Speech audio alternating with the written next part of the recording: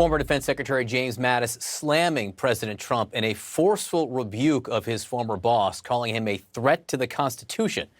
Joining us now, CNN political analyst David Gregory and Guy Snodgrass, a former speechwriter to Secretary Mattis and author of Holding the Line Inside Trump's Pentagon with Secretary Mattis. Commander, let me start with you, and let me just read one quote here so people can hear it. I have watched this week's unfolding events angry and appalled. When I joined the military some 50 years ago, I swore an oath to support and defend the Constitution. Never did I dream the troops taking that same oath would be ordered under any circumstance to violate the constitutional rights of their fellow citizens, much less provide a bizarre photo op for the elected commander-in-chief with military leadership standing alongside. I think calling this a forceful rebuke is sanitizing it, frankly. I mean, this is a punch in the gut.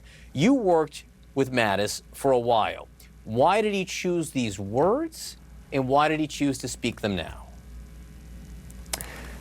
Well, as you discussed at the top of the hour, Secretary Mattis has caught some flack over the past few months because of his reticence to speak out. He's been very hesitant to say anything that might be construed as speaking against the president, and he's made it a point he doesn't want to talk about a sitting president.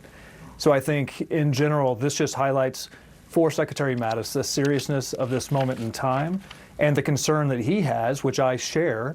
And in fact, as you mentioned, that's what my book talks about. It's just when you politicize the military, you now degrade the trust and confidence with the American public. Mattis is concerned, and he's ready to speak out.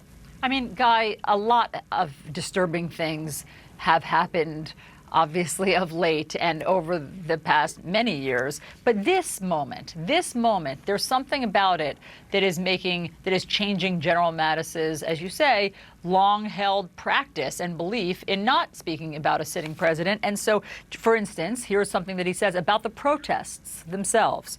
He says, "We must not be distracted by a small number of lawbreakers. The protests are defined by tens of thousands of people of conscience who are insisting that we live up to our values as people and our values as a nation." There seems to have been something about the president using the military or the attorney general to beat back those peaceful protests so they could cross the street and have that photo op in front of a church that was General Mattis's tipping point. Right.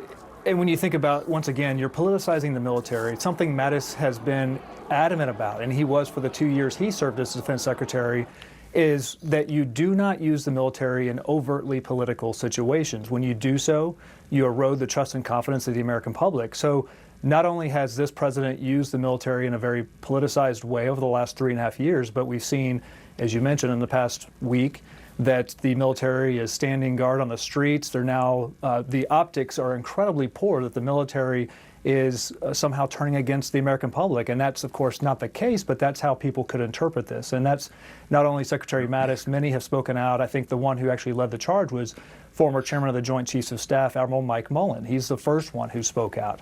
And now you have Secretary Mattis and subsequently General John Allen, another friend of Secretary Mattis's, who have since come out very forcefully to say that this is not the proper use of the military. And not only that, but it risks eroding that trust and confidence. And that's something that once you've lost it, it could take years, if not decades, to rebuild that trust. David Gregory, and I'm glad the guy pointed out that we are seeing many military leaders come out, from Admiral Mullen to General Mattis to John Allen as well. But I think that their concerns are beyond just matters of the military. When General Mattis talks about dividing and conquering, it's not just about that. It's something bigger. John Allen is talking about an assault on the Constitution and the beginning of the end of the American experiment here. There is fundamental concern among these people that something has gone terribly wrong. These are men who are valued, who are respected, who are honored in political circles, bipartisan political circles, and in Washington for leadership. And so what Mattis is doing that is so stunning is calling out the president for lacking mature leadership, for seeking to divide the United States, for raising the specter of the Nazis. That's General Mattis doing that, saying that their proposition, what they tried to do in opposing forces of the United States, was to divide and conquer. It's stunning if you sit back and think about that criticism, and no tweet that the president, no criticism that he can level at Mattis will take away from the fact that he valued this man. He praised him up and down. There's always videotape when it comes to President Trump. And that Mattis saw him up close and has made this determination. And I think that's what I'm really sitting with this morning, the idea that you have somebody of the likes of General Mattis who's saying, in a time of pandemic, when you have 100,000 dead, when you have 40 million without jobs because of the coronavirus, when you have a stunning act of violence against an African-American man, George Floyd, a president's job is to bring people together, is to lead the entire country. And what Mattis is saying is, no, the president's never tried to do that. He's only tried to lead his political base. That's not what you do. That's not what the moment calls for. And just to remind people of what David Gregory was talking about in terms of all of the times that President Trump heaped praise on General Mattis and how proud he was to have General Mattis on his team. Let's recap that and play a few moments. We are going to appoint Mad Dog Mattis as our Secretary of Defense.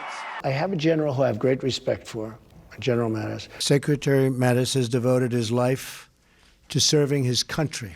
I think he's a terrific person. He's doing a fantastic job. Mad Dog plays no games. He's a man of honor, a man of devotion. Guy, you would know better than us how General Mattis felt even on the receiving end of the positive stuff, never mind today's negative stuff.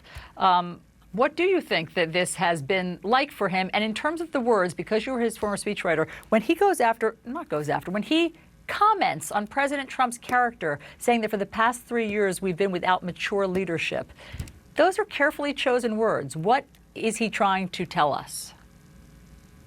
Well, I think he's sending a very clear and unequivocal signal that he has very clearly broken with this president, as has other senior military leaders. Just like David mentioned, it does go far beyond just the military. It is about a lack of ethical leadership. It's about the lack of someone who's going to unify this country. Mattis, as you mentioned, chose those words very carefully because he wants to send a signal that he no longer stands with this president. He does not believe with the direction President Trump has taken, certainly of late, as he seeks to divide the country. But the biggest concern I would have at this moment in time is not only just here at home, but it's also abroad. I mean, if you're an adversary, if you're a Russia, a China, and you're looking at the United States right now, you're seeing a country that is openly divided and has been so for now 3.5 years.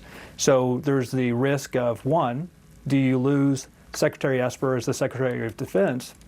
Two, do you actually have your adversaries miscalculate and believe that because we are distracted here at home, that gives them an opportunity to maybe take advantage of the situation abroad? And I think that would be a severe miscalculation. America's military remains ready, but you could forgive them for thinking that we are in a less than ideal situation. And certainly with Secretary Esper being the 4th Secretary of Defense under President Trump's tenure, if there was any risk to Secretary Esper's job, that could be one of the worst things that could happen to the U.S. military right now.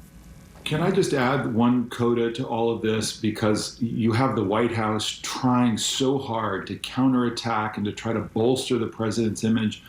The notion that his press secretary compared him to Winston Churchill touring bombing sites during the Blitz. I saw that and I thought, you know what one major difference was? Churchill was willing to be vulnerable with the public. He would actually weep when he would go to those bombing sites. He was able to be compassionate, to feel the pain of what the people were going through, as well as show their resolve. The contrast is quite stark, I think, with this president at this time. Guy Snodgrass, David Gregory, thank you both very much.